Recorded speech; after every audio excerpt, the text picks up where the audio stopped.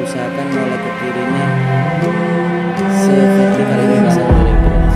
Sebentar. 1, 2, 3 balik, pastikan semiring itu. Nah, nggak bisa lebih miring lagi. Nah itu sip. Coba baca 1 angka 5 itu sering bertemu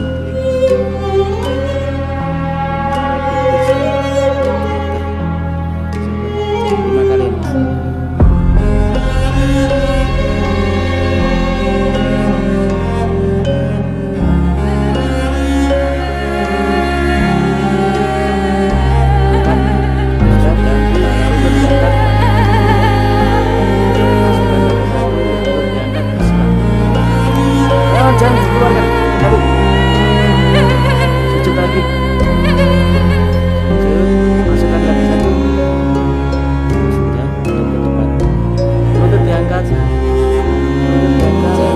langsung bersila. Nah itu baru bener gitu Mas ya.